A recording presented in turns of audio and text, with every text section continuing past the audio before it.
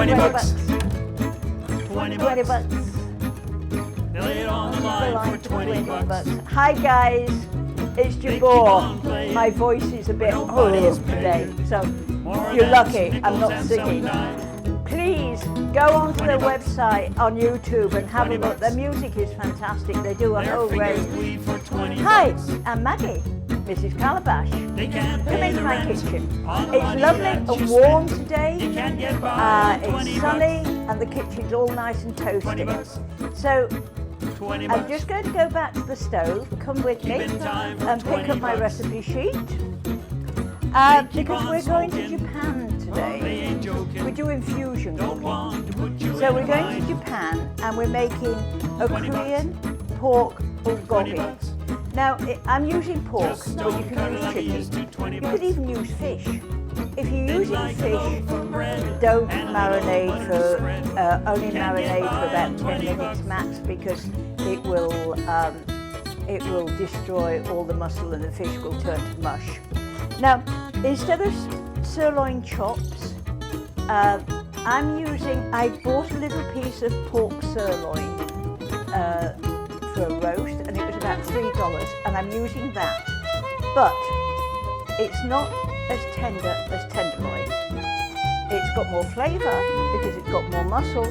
So in that case, it needs marinating just a little bit longer. So I've marinated overnight. And I've got garlic, that will attack the muscle, soy sauce, that attacks it, chili flakes. If you don't like a lot of spice, put a pinch in, or you can just leave them out. Fresh grated ginger, very good for the digestion. Brown sugar, I've only used a tablespoon of brown sugar because I'm diabetic and I like a little bit less. Sesame oil. If you're having anybody for dinner and you're making this, just check that they're not allergic to sesame. If they are, just add a little more, another tablespoon, a couple of tablespoons full of whatever oil you're using. Today I'm using a grapeseed oil. I can bring it up to a slightly higher temperature. You can use a canola oil, a vegetable oil, or you could use a sunflower oil. Again, we need green onions, sesames. If they're allergic, just leave out the sesame. So come back to the stove with me, because we're going to put this over a wilted slaw. So come back to the stove. I've got the meat has been marinating, and just keep, with the meat, just keep moving it around to make sure that the marinade actually gets into the pieces of meat. Now, you can hear it sizzling beautifully. Let's just turn that down a little bit. We want to just brown the pork. I cut it in across the grain into small bite-sized pieces. Two reasons. More marinade can get on the pieces of pork. That means more flavour. Also, it cooks quicker. Cooks a lot quicker. And the cost of fuel these days, I'm a trained home service advisor, and we cooked, we had the same training as the chefs, but where the chefs cooked for we cooked for 6, they cooked for 20 or 30. So it was the same training. First year basic cooking, second year was haute cuisine. And I went to work for the East Midlands Gas Board in Sheffield. Now this was 1962, yes, when I trained. I'm going to put the lid on that, move it over to that side. And I trained in 62, and Sheffield was steel in those days and was very, very badly bombed. And we each had our own areas. And mine was Attercliffe, which was the steel area, again, very, very badly bombed. And so there was a lot of new housing. They were taking away the houses which had been destroyed, building a lot of high-rise, a lot of row houses. And of course, they were putting in gas appliances and gas heating. And the ladies had never, a lot of them had never cooked on gas. A lot of them had solid fuel. We had open range fires with an oven by the side, and that's what they'd been used to cooking on. So I, as a 19-year-old, had to go and show these ladies how to cook, which you can imagine the reception I got. Sheffield, Attercliffe was a very rough area. As a child, I could never understand why the sun never shone in Attercliffe. I didn't realise it was the pollution. And you wore nylons in those days, not pantyhose. And by the time you came home, they would all be laddered. It was the acidity in the air. It was that bad. And, oh, excuse me, the peppers have got to me. And so I had to teach them how to cook, how to use the heating. And so a lot of them had never really done a lot of cooking. So we started off by using canned food, moved on to frozen food, moved on to fresh food. But there was never a lot of money around, sometimes large families. So it had to be quick, cheap, or economic, put it that way, nutritious and tasty, because believe you me, they would let me know if it wasn't. And I used to have workshops, and I loved it. And I loved the people, and it was great. I kept that district all the time I was in Sheffield. I didn't want to leave. I could have moved to one of the other districts, but no, they were gorgeous. And so this has been the basic way that I cook all my life. We've, had a fairly large family, not a lot of money, and we're back full circle. So it's fun. So I'm using a reasonably inexpensive piece of meat, cabbage, and some Erdon noodles, which I'll tell you about. I've got the water boiling for the noodles. We need the water boiling. They only take about 3 minutes to cook, so I'm going to put those in when I start the cabbage. So come back with me to the butcher block. Excuse me. Oh, the chili peppers got to me. Let me go and wash my hands. They're a little bit sticky.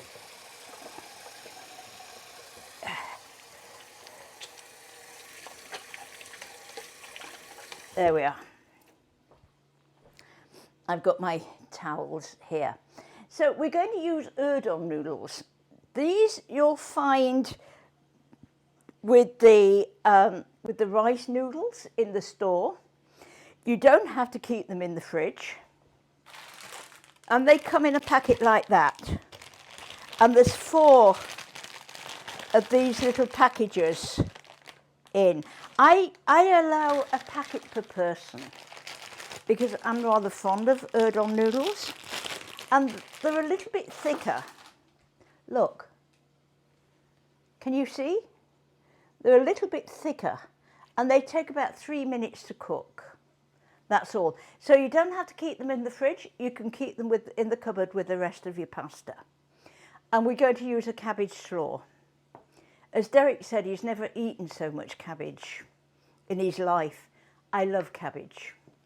I didn't used to, because Mum used to cook it to death. It was atrocious. And in those days, they used to add baking soda to it. This, to all greens, not just cabbage, Brussels sprouts, everything, because it keeps the colour. The colour doesn't fade, but it kills all the nutrients. And it wasn't till I left home and went to culinary school that I learnt the joys of cabbage. Now that's a little bit thick. And you see here, I've got what I call the nut of the cabbage.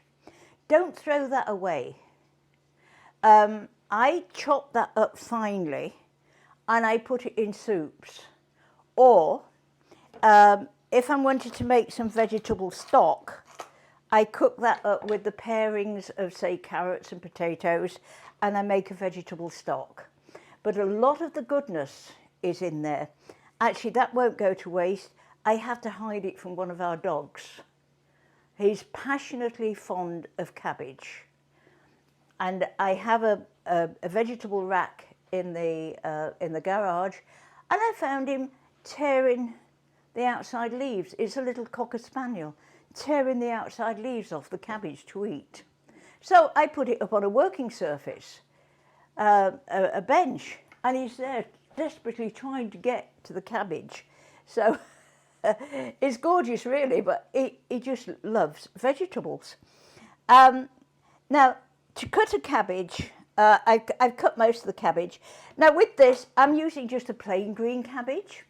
A Napa cabbage is very good, but don't go out and buy a Napa cabbage especially. If you've got a green cabbage in, use it. You could use a mixture of green and red cabbage, fine, you know. But I'm going to just take that bit off and just cut this finely like that. Now we want it, I don't like to put it through a food processor. You know, you can shred through a food processor. I find that it's over processed. So have a piece, you need a sharp knife, have one that you're comfortable with. I don't like working with the huge chef knives. This is a good size for me. It weighs, it's good in my hands. Now when you're wanting to cut something thinly, what you're doing is you're pressing against, like that. You're pressing against this side, and then you can control the knife like that. Just control it. It's the same with onions, bread, anything that you want to cut thinly, press against the other side. There we are. I think we've got enough there. We're going to put the cabbage in, and then I'm going to just start the cabbage, and then we're going to put the noodles in. Just clear the board. Let me bring these noodles with me and the cabbage, so come back with me. You can see the water boiling. In here, I've got, whoops, there we are. I need it to heat up. In there, I've just got a little canola oil and some sesame oil. The sesame oil adds a nice flavour to it. You can tell if it's not there. You don't need much. We want it to get, we want it to be nicely warmed. So that's why I put my hand over the top.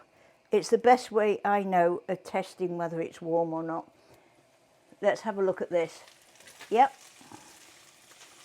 I can tell by the meat that it's cooked, and some of it's browning beautifully on the side. If you've got a larger batch, we just want it to brown a little bit, and it is doing. If you've got a larger batch of meat, you're cooking for more people, work in 2 batches. Cook that, put it on one side on a plate, and work with your second batch, and then add it all back together again. That's nicely hot.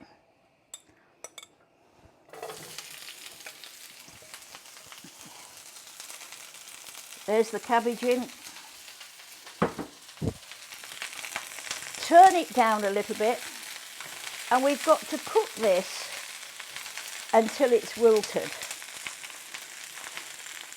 And I've added the cabbage first because I've got grated carrot and a little pepper to go in there, because I want the cabbage to meet the heat before I put anything else in. There we are. Now you notice when I take the pan lid off, I put it up like that. That's so the steam doesn't burn me. I've added a little salt to this water. I like to just separate the noodles out as I'm putting them in. It's a very, very, very quick and easy dish to do this, but it's good. You could serve some sake with it. I love sake. And have a really interesting evening. You know, fire on, winter night, dark nights, curtains drawn, a good bowl of this with some nice warm sake. Yeah, what could be better? There we are. Let's just stir that around like that, and I'm going to put the heat up now, and that will take about 3 minutes.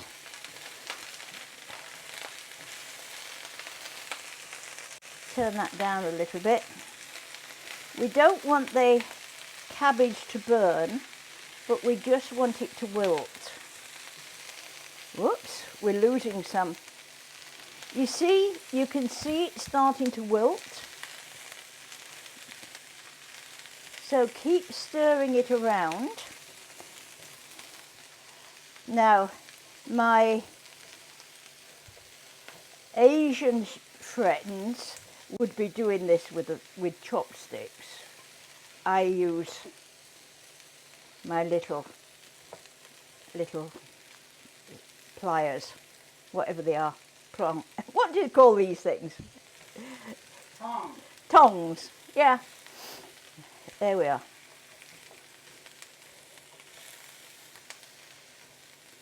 That's it. That's getting nicely.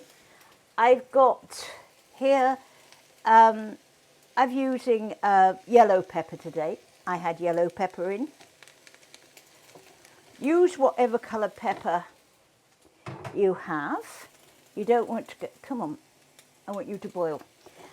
You don't want to go out and buy a special pepper. If you've got red peppers in, great. Green peppers, yellow peppers, or a mixture. You know, you've started with one pepper.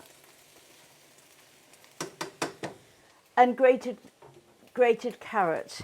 Now there's 2 carrots there. It says 2 carrots. How big is a carrot? You can have 2 carrots that size, you can have 2 carrots that size. So it's up to you. It's not written in stone. Again, I've just grated these by hand. It doesn't take long. But look at the colour. Lovely. So mix it all around. And the vegetables, they want to be about 3/4 cooked to keep the crispiness.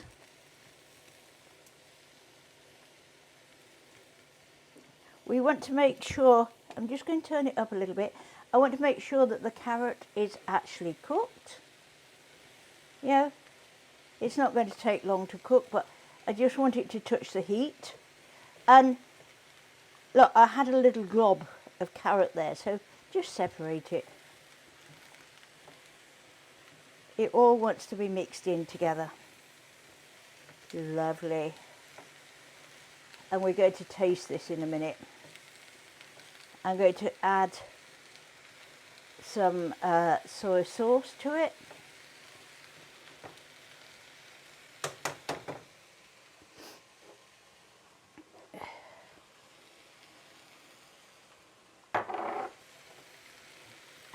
Now that should be enough salt, but who knows? Again, with soy sauce, you can get a salt reduced, a lighter sauce, which is good because it can be quite salty. And you can also get a gluten-free. Now this is important if again, if you have visitors coming, because you don't know, excuse me, you don't know if they are gluten intolerant. So I always err on the side of caution and use a gluten-free soy sauce, just in case. Just in case. Let's see what this tastes like. I've got a lot here. It is heating through. That tastes good. You know what? I'm going into the cupboard and I am just going to get a little more soy sauce. I think I was a little bit light on weighing up. There we are. I've probably got a little bit more cabbage in as well. That's better. But that needs, oh, excuse me, it needs heating through. Just make sure that you heat everything through. Let's taste this. Can you hear the hounds of the Baskervilles?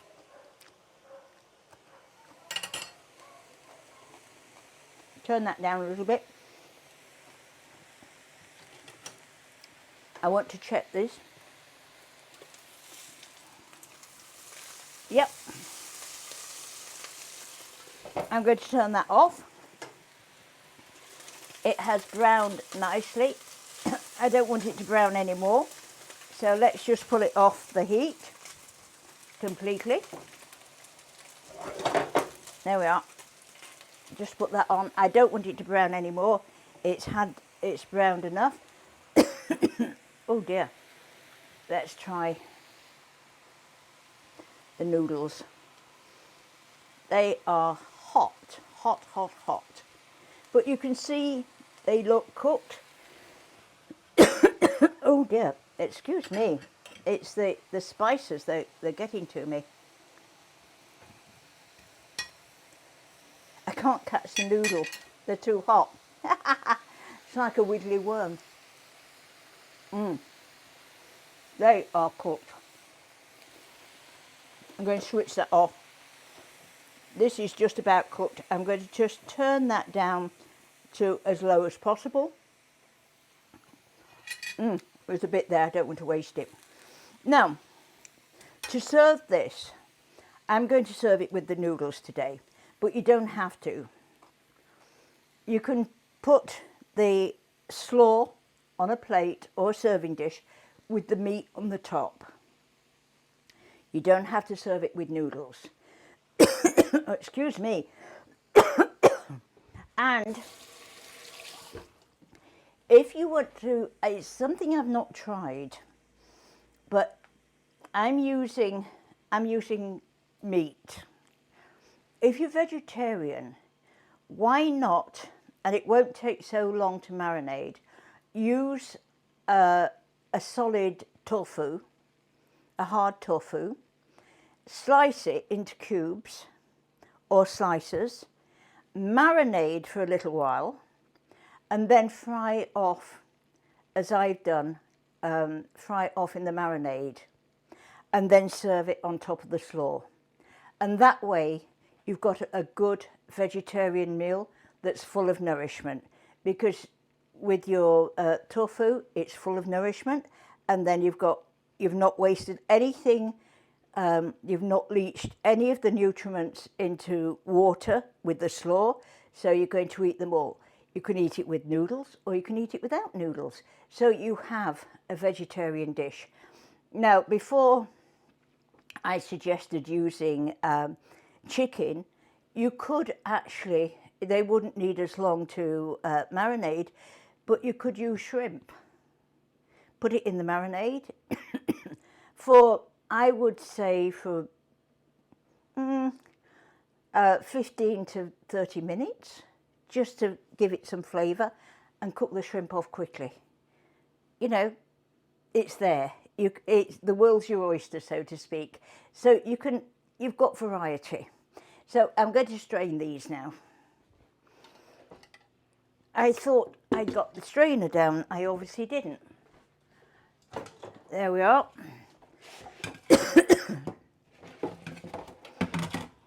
This is where I go, ugh, because they're heavy.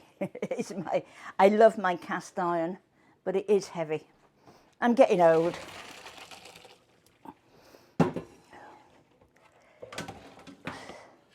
Just put them to like that.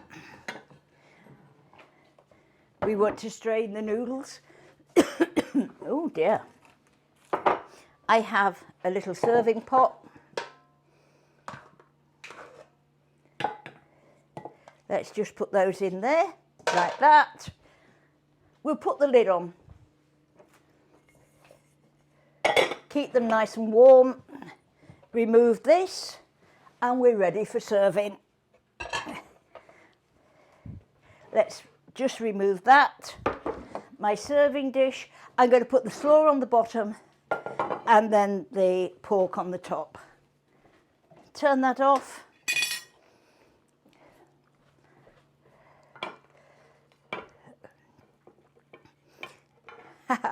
I've made a mess. You can see. Slaw. Plenty of slaw.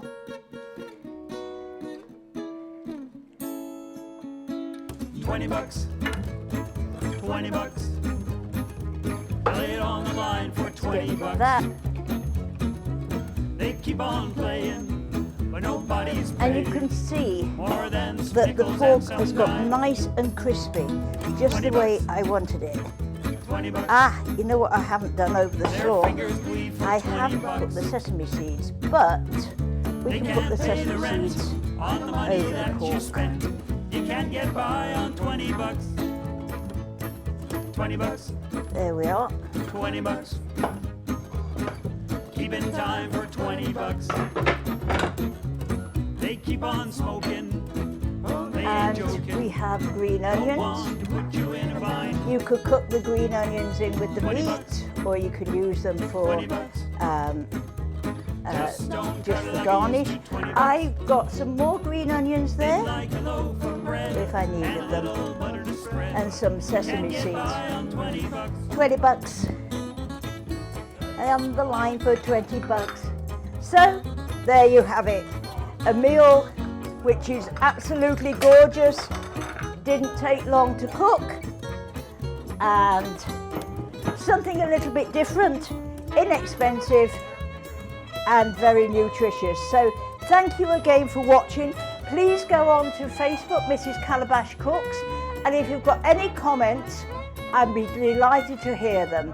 I'd like to know what you'd like me to cook and whether you like the dishes. So thank you very much for watching, and we'll play out with your board, and I will see you next time. Stay well, stay safe. Bye everybody.